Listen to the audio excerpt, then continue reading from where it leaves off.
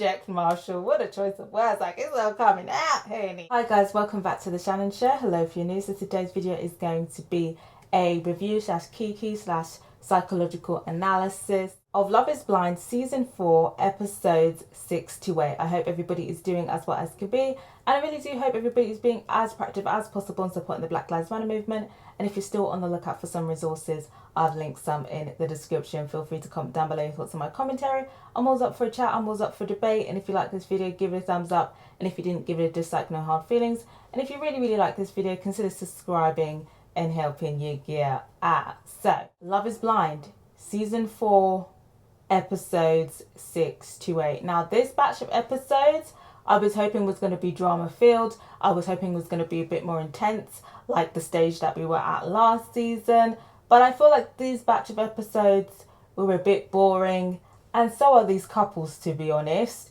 And then on top of the boringness, there isn't really much romance. In the last episodes, I made the assessment that I don't really feel like a lot of these people are marriage minded. It's very much giving, you've been on a casting director's PR list for a while and they said, look, we've got a spot for you in Love is Blind, and you took it because you thought, why not? That's the vibe I'm getting off some of these people. And then the people who are marriage minded seem to be determined to marry any old riffraff just so they can be married. There's a lot of unserious candidates this season. Right now, there's only one couple that I can see being a viable long-term couple, and I feel like we all know who that is. Yeah, with these batch of episodes, disappointed on the drama front, disappointed on the romance front.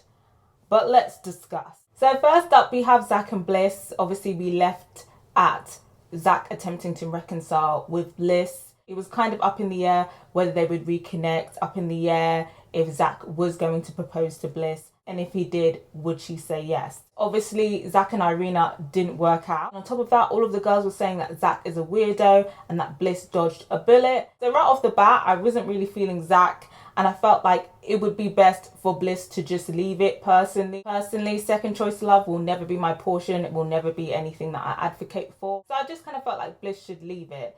So we start off the episode, Zach and Bliss are on this date. And literally right off the bat, Zach is immediately bitching to Bliss about Irina, saying how bad she was, how horrible she was. And immediately to me, it's just kind of like, this is not very romantic. You're trying to win this woman back and you're talking about your ex. I just feel like it's distasteful in any scenario. That's instantly a red flag for me. I also felt like on Zach's side, there was just a bit too much explaining why he didn't pick Bliss and explaining why Bliss supposedly wasn't a second option, even though we all know that she was. For me, there just wasn't enough of begging for me. There wasn't enough begging for forgiveness. There wasn't enough, oh my God, Bliss, you're such an amazing person. Like, what was I thinking? I just want to be with you. Please be with me. Forgive me. Like, how can I make things up to you? Like, what's the forgiveness package saying, Zach? Because for me, the forgiveness package wasn't appealing. For me, Zach's forgiveness package wasn't giving anything. Bliss, she's kind of trying to play it cool on the date, but she is kind of giving him some leeway and basically just insinuating that, she's open to, dating and seeing him again, but she's not going to make things easy for him. This is what she's insinuating. But I'm not gonna lie, there was instantly better in-person chemistry with Bliss and Zach than there was with Irina. And I feel like if Zach picked Bliss first, this would have been perfect. I definitely would have been here for it. But, the whole second choice love thing is lingering over my head. And the fact that there is no forgiveness package on offer, it wasn't cute enough for me to be like, oh yes, Bliss, give him a chance. You know what I mean? Bliss does give him a chance and they start dating. And, the chemistry, develops, it gets warmer. And Zach doesn't seem like much of a robot anymore around Bliss. He actually seems like a human. So maybe it was Irina activating this kind of robot mode on Zach. Bliss obviously put some oil in the tin man, you know what I'm saying? They have a few more dates. They eventually kiss. We do see them kiss on a boat. The camera angles were just very shaky. So for me, I couldn't really tell if they had chemistry or not. The camera angles were just not very giving. It was very shaky. But the first kiss that they had was like a peck. It was like family kiss on The Sims. But we did see them kiss, later on in the episode when they were a bit more, established as a couple. And still, for me, the chemistry wasn't really there. They have really friendly chemistry, but I personally don't see romantic chemistry there. But eventually he does propose to Bliss and Bliss does say yes. And personally, Obviously, Bliss can make her own decisions. You know, she's her own person. But personally, I just kind of feel like coming back from this, he proposed to somebody else first. And now he's coming to prove to you that you weren't his second option and that you are his person and you are his soulmate. She made it way too easy for him, in my opinion. There definitely should have been a forgiveness package. Like, he cooked her dinner and didn't even bother to secure the steaks properly so they didn't spoil. Like, why aren't you taking her to the finest restaurant? Because for me personally, the forgiveness package is definitely going to need a lot more than shrimp that you cooked in your house, honey. You didn't take me to the finest restaurant. You didn't take me shopping. You didn't buy me a house. Like, the forgiveness package was very weak. I feel like Bliss should have definitely made Zach work a lot harder to get that ring on her finger. Personally. But I'd be interested to hear from you guys. Do you think Zach did enough? Did you think he did too little? Did you think he did okay? Like, let me know what you think. Do you think Bliss took him back a bit too easy? Right off the bat, after they get engaged, Bliss does make it known that she does still have some resentment for Zach, and she does kind of have this lingering feeling that she is, you know, the second choice to Irina. And immediately I'm thinking, why would you say yes then? Why would you say yes if you had these feelings? You barely know this guy. Like, you already didn't get engaged in the pods. Like, this is your chance to now, you know, date in the real world and make a decision in a more realistic time. Like, if you had these feelings, why would you now say yes to this guy a week after he got engaged to somebody else? For me, that didn't really make sense. Then we move on to Micah and Paul, and the chemistry remains stagnant. It seems like they're both lying to themselves that this relationship can work. It's not even giving boyfriend and girlfriend. It's literally giving stuck together. Like, I can't believe that they actually chose each other. The chemistry that they have is definitely not giving that. I feel like Micah, although the words coming out her mouth is saying that she's on board, I feel like she has been low-key planting seeds for her escape. The first one was basically confronting Paul about Irina and basically insinuating that maybe he could be having an affair with Irina and maybe there's something going on that she doesn't know about, and if there is, he should just tell her now. Even though it was very obvious that it was Irina trying to put it on Paul, obviously Paul denies everything and basically just said, like, look, yeah, Irina was trying it on me. I never reciprocated her energy. It was just very weird that Micah was bringing that back, considering the foolishness and the shamelessness that she was doing at the pool party with Kwame. I'm surprised in that interaction Paul didn't bring it up, because I'm pretty sure he was there witnessing the foolishness as well. But it seems like maybe with Micah, he's just like, I can't see, I'm blind. Because it's becoming increasingly clear that Paul does struggle to maintain relationships or get into relationships, period. So he's just hanging on to Micah for dear life. So yeah, I just kind of felt like it was ridiculous that Micah was making a big deal out of nothing, considering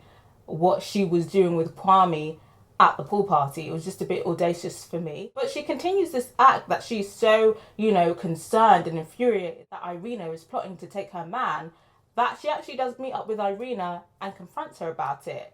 And the whole interaction was just really weird. But essentially, Micah calls Irina a bad friend and basically says, like, oh, it makes me feel uncomfortable that you're meant to be my best friend in the pods and you're trying to make a move on my man. And Irina doesn't deny that she made a move on Paul, but she also doesn't apologize. And I feel like she doesn't apologize to Micah because she knows that Micah is full of shit. She saw what she was doing with Kwame. She knows that she doesn't really care about Paul. So that's why I feel like Irina didn't apologize in that situation. And I'm surprised that Irina didn't call her out explicitly, but maybe she thought, you know what, I'm not going to go there. She looks foolish anyway. She's literally engaged to Paul, and yet she's flirting with Kwame, who's engaged to somebody else. Like, the camera will do that for me. So maybe that was a smart decision. But I personally would have liked to see Irina call Micah out for the hypocrisy.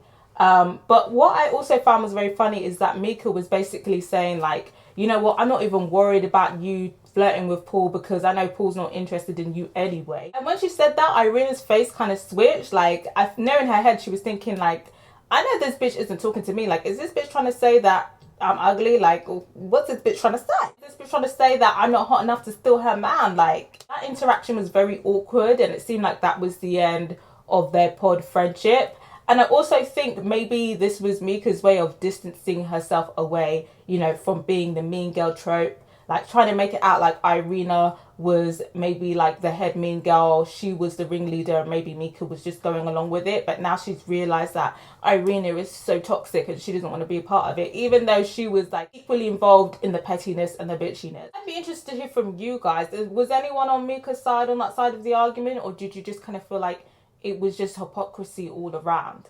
Let me know what you think. More explicit problems with Micah and Paul finally start to crop up because, like I said, they've been acting really friendly and smiling all the time and acting like everything's really good, even though we know it's not.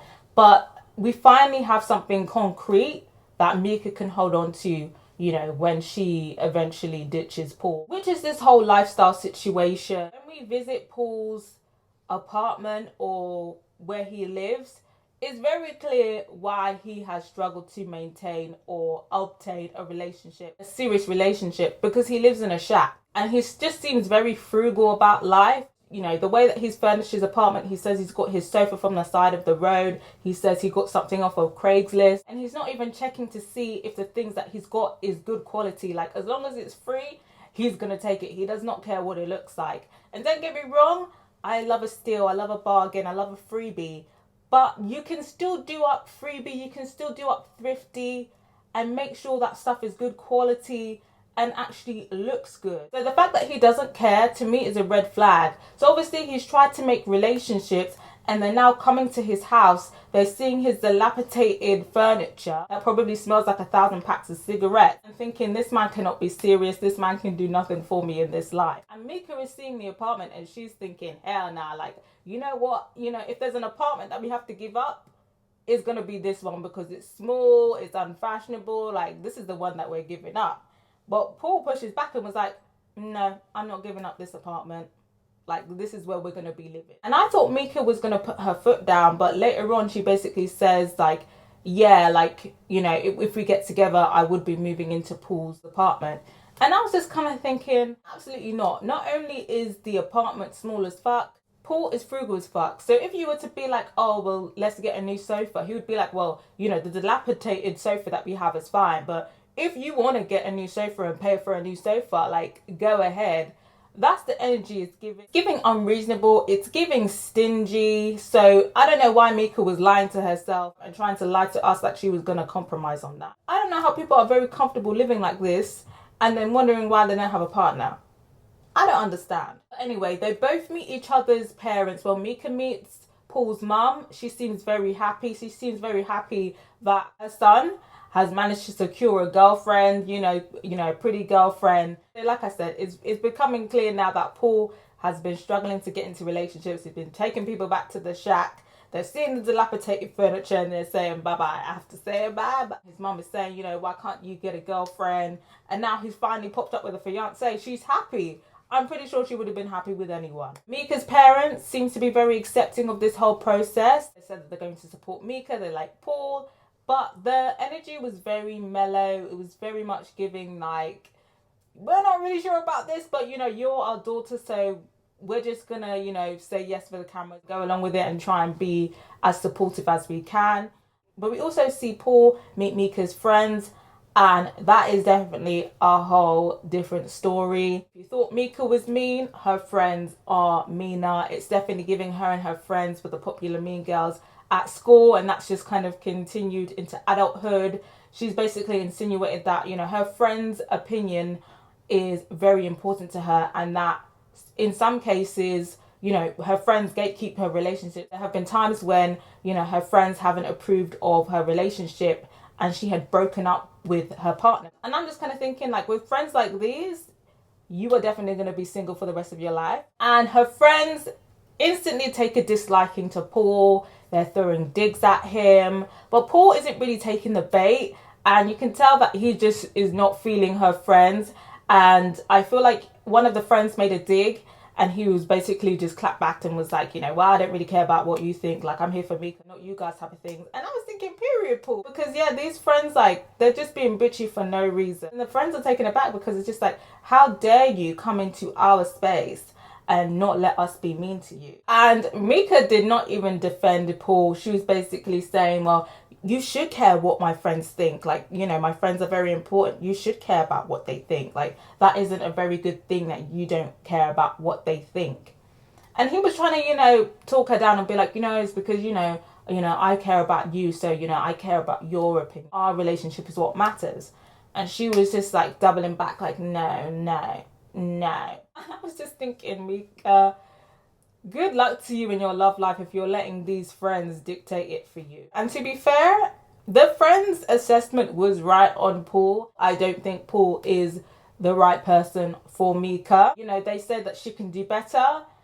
And to be fair, Micah definitely can do better than Paul. So I feel like her friends, her very best friends, not approving of her relationship is definitely going to be, you know, another reason that she adds to the pile as to why she will be ditching Paul. Then we move on to Chelsea and Kwame, and noticeably the energy has dropped. It seems like this whole pool party situation has taken a toll on their relationship. Chelsea doesn't really seem as spunky as she used to be. Kwame is very obviously thinking about what his life would be like with Micah. Chelsea does open up that, you know, she's excited about the prospect of marriage because she came out of a very, you know, controlling relationship. She's had a breather, but she's been feeling increasingly lonely. It seems like she's very codependent. So she's looking forward to, you know, having a life partner, you know, and spending time with them. So for me, it's kind of giving, maybe that's the reason why she's kind of settling with Kwame, letting things slide with Kwame, trying to make things work with Kwame because she doesn't want to be alone. Like, this is her first real chance of, you know, a marriage. You know, Kwame isn't a controlling boyfriend like her ex. You know, he's shown her some affection. I mean, he proposed. So I feel like she feels like this will do, and she will try and make it work. But throughout these episodes, it's very clear that Kwame probably isn't going to marry Chelsea, and he also is planting seeds to escape this marriage. The first clash that they have is with where they live. Kwame lives in Portland. Chelsea lives in Seattle. Chelsea doesn't want to move. Kwame doesn't want to move, even though Kwame works remotely and logistically it makes sense for him to move to Seattle. Chelsea has an established job there. She can't work remotely, you know, and all of her family live in Seattle. So it makes, you know, sense to move to Chelsea. But, you know, Kwame is kind of dragging his feet. You know, he's established a life here in Portland. And, you know, Chelsea is not his dream girl. I feel like that is also, you know, another reason why he's dragging his feet. Because if it was Micah, definitely no question he would be moving to Seattle. Another issue that we see is that Kwame, I'm not sure if he wants to delay kids or whether he's saying he wants to delay having kids because he knows that's important to Chelsea and therefore it will create a drift in their relationship. But Chelsea kind of wants to have kids straight away. You know, her biological clock is ticking. But Kwame wants to wait. His reasoning is, yes, he wants to commit, he wants to settle down, he wants to get married, but he wants to enjoy, you know, their formative years of marriage child-free. But I feel like, why wasn't this discussed in the pods? Maybe it was discussed in the pods, but now he's kind of changed his mind, or like I said, looking for a reason to plant seeds to escape from this relationship. It seems like something that they probably talked about, but now he's backtracking. That's what I suspect. And he was just basically saying, like, obviously when we have kids, things are going to be different. We're not going to be able to, you know, holiday when we want to and stuff like that. And Chelsea's kind of just like, oh, well, we can bring the baby with us. Like, let's just bring the baby on holiday with us. Like, people do it all the time. And people do. Like, I feel like I would want to go on holiday with my children when I have them as well. Like, I wouldn't just be like, okay, I have a baby now, so now I can't do nothing. Let's have the kids and take them on holiday and, you know, be like a, you know, well-travelled family. You know, those Instagram families that like homeschool their kids and travel around the world. That's probably what's on Chelsea's mood board. But Kwame, he's not really going for that. I'm not sure if that's genuine. I'm not sure if that's him trying to create distance between them. But all of their conversations have just been very low energy, very low vibrational. Like I said, Kwame's clearly planting seeds. And I feel like he is trying to push Chelsea away from him. They do introduce the parents. Kwame meets Chelsea's dad. Chelsea's dad seems like, he's on board with the experiment. He gives his blessing. But Kwame's family very clearly don't approve of this process, especially his mother. Like, she didn't even want her voice on the program. Like, they had a phone call together. Did we hear her voice? No, she said, bitch, I don't approve my voice being used. And basically, she just said that, she wanted better for Kwame and she doesn't approve of this process. And for me, that's not much of a surprise. African parents notoriously do not like their children going on reality TV. I would think maybe some African parents would have a bit of leeway with this show because, a lot of people are now delaying marriage. And I feel like for some parents, as soon as they heard, oh, you're actually getting married, like, actually, it's not too bad. The fact that she didn't want her voice on camera, I kind of got that. That was very awkward. And again, that's just going to be another reason Kwame uses when he decides to ditch Chelsea. Let me move on to Jackie and Marshall. Things seem to be going well. They seem very loved up. Marshall's catering to Jackie. He's cooking for her. He's serving her dinner. She's saying, I'm not used to this treatment. Like, I really feel loved and appreciated. So I'm thinking, okay, cool. But we know, things are going to be going downhill. And eventually they do end up having an argument. It's very clear that Jackie is very used to dating hypermasculine men. Marshall is not that. He's a softie, he's a sweetheart, he's very respectful. And that's not something that Jackie is used to. I'm not sure if she's completely, comfortable. And that kind of, follows onto the bedroom. She starts complaining that they haven't had sex or they haven't been sexual. It seems like maybe she likes things to be a bit aggressive, a bit rough. And that's not what Marshall is about. And it seems that he's very uncomfortable with that. And instead of accepting that Marshall was just not that type of guy, she switches and she starts, degrading him, emasculating him, saying, you're not a man, blah, blah, blah. And obviously Marshall is not here for that. And Jackie is just being very dismissive and trying to say that he's exaggerating the situation and that she in no way, shape or form degraded him or emasculated him. For me, it's very clear that she did. So they start arguing, they start going back and forth. And at one point in the argument, Marshall pipes up and says, I saw you as a project with potential, and basically says he saw potential in her. He was willing to take a chance with her and work at things, but she's just turned out to be a disappointment. So obviously Jackie is hearing this and thinking like, project, Marshall, what a choice of words. Like, it's all coming out, honey. Not a project, shawty. Like, I'll be damned to be called somebody's project, like, bitch. So obviously Marshall, gauges that was very offensive to say, so he backtracks and he apologizes, and then they both end up apologizing and make up temporarily. But it seems like, this is how their relationship is going in a cycle. I feel like Jackie very clearly likes toxic men, and Marshall is just not going for that. He's tried to make things work, but, his patience is wearing thin. And like I said in the last episode, he's better than me because I definitely could not be dealing with this. For me, any sort of toxicity, me personally, I couldn't be dealing with Jackie. I would have called it off after my all-inclusive holiday. I did not have the temperament, the patience to deal with toxic energy. And honestly, it's just very disappointing that Jackie refuses to receive all the good that Marshall is offering. Are you not trying to hear any of that?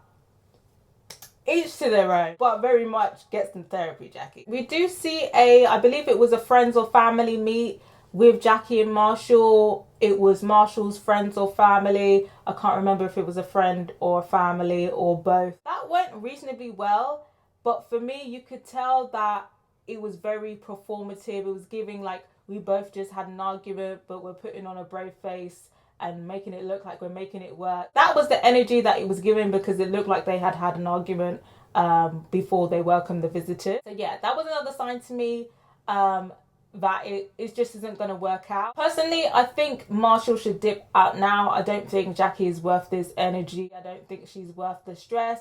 She needs to go, work out what she wants. Does she want to have a good, stress-free life? Or does she want to have somebody stressing her out because they can throw her around in the bedroom? That's something that she needs to decide. I think Marshall should find somebody else. And then Brett and Tiffany, which I feel like is everybody's favourite couple, they're going very well. I did have some reservations in the last batch of episodes because I wasn't sure whether Tiffany was getting vulnerable enough. But just seeing them together in these batch of episodes, they do already seem like a married couple. It seems like they've known each other for a long time. They have a great communication style. They get on really well. And I'm rooting for them as a couple. I think it's very obvious that they are going to marry. So I'm just looking forward to seeing their wedding day at this point. Then there is an event where everybody meets up. It's Chelsea's birthday. And it's not just the couples that are coming. It's also the people that were in the pods as well that weren't successful.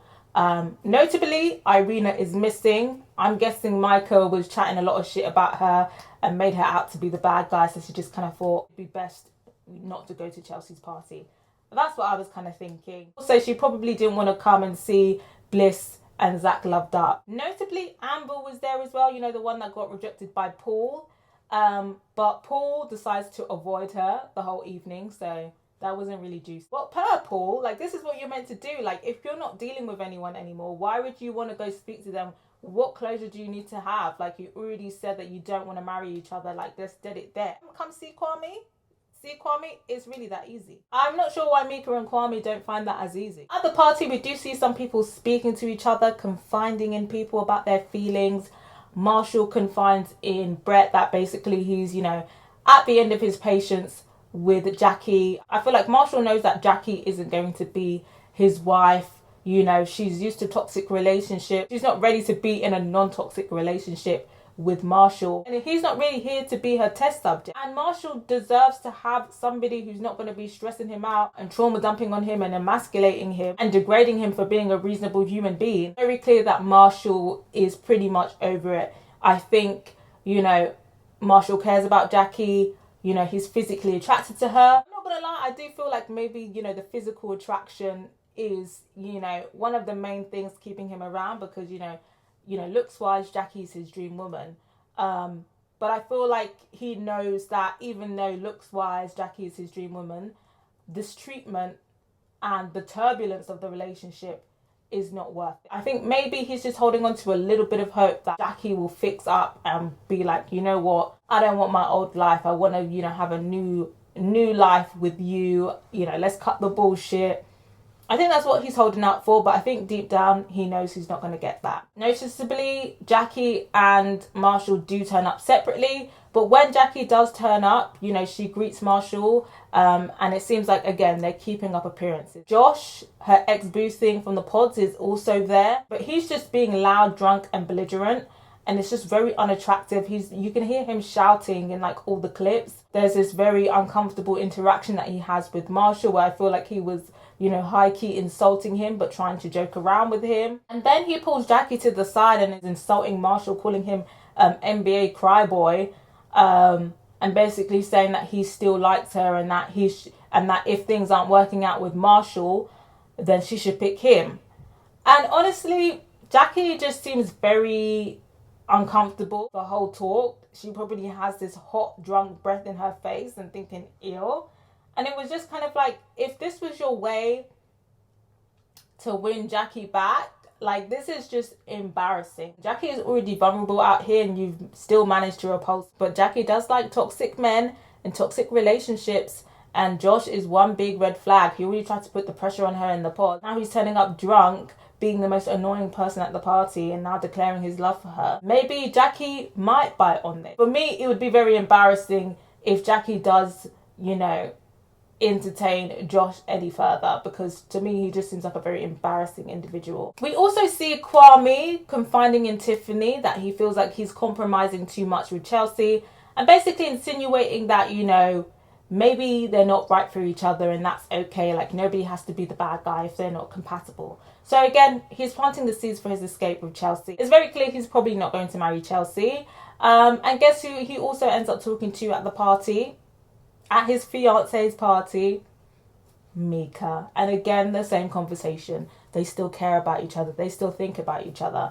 Very much inappropriate considering that they're engaged to other people. And even more so for Kwame, you're at your fiance's birthday party and you're telling another girl that you still think about her, you still care about her. In the confessional, he's talking about, I will always have a thing for Micah. Like, the disrespect.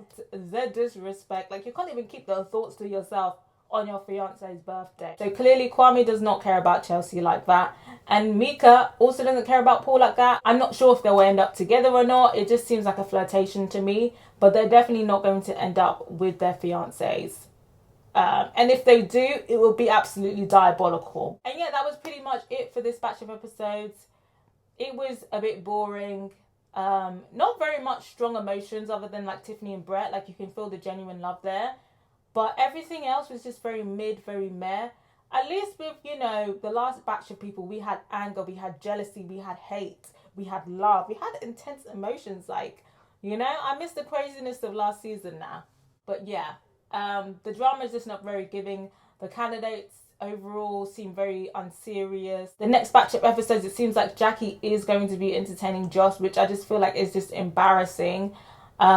Kwame and Chelsea continue to be on the rocks. In the trailer, it looks like Bliss's family are not happy with Zach, probably because they found out he was engaged to somebody else a week before and that, you know, their daughter is a second option. And for me, yeah, definitely. My daughter came to tell me that she is now engaged and this guy was engaged to somebody else a week before and it didn't work out, so now he's come back to her. Absolutely, I would encourage her not to go through with this marriage. That's going to be quite interesting. I definitely feel like Bliss definitely has let him get away with things and didn't work him hard enough, you know, and didn't put him to work hard enough to gain her trust back, to gain her forgiveness, to gain her love, in my opinion. I believe that the wedding start as well. I think maybe it could be the wedding and the reunion, so maybe we'll know who actually gets married. But it seems like it's very obvious that I think Micah and Paul are not going to marry. Chelsea and Kwame probably won't marry, but could. But I would say no. Brett and Tiffany definitely going to marry. And then Marshall and Jackie, unless Jackie has an epiphany and literally changes overnight, I doubt that they're going to get married. And I don't think that they should get married. I feel like Marshall deserves better. Jackie is just way too toxic in my opinion. No, I felt like this batch of episodes was boring. I will be back for the weddings. Hopefully the weddings are a lot more entertaining. Hopefully the reunion is a bit more entertaining if the reunion is happening the next batch of episodes. But yeah, do let me know what you thought of this batch of episodes. Do let me know what you think about the couples. Do let me know what you think about the individuals. Do let me know what you think about the event. Do let me know your predictions on who will get married and who won't get married. Of course, do let me know what you thought about my commentary. My next set of reviews will be out next week.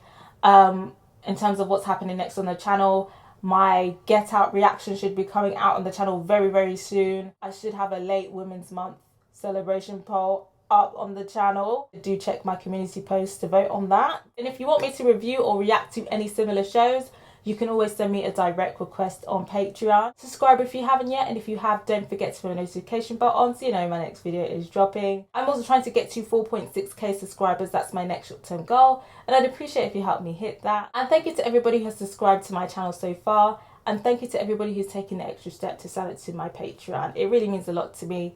Till next time, guys. Bye.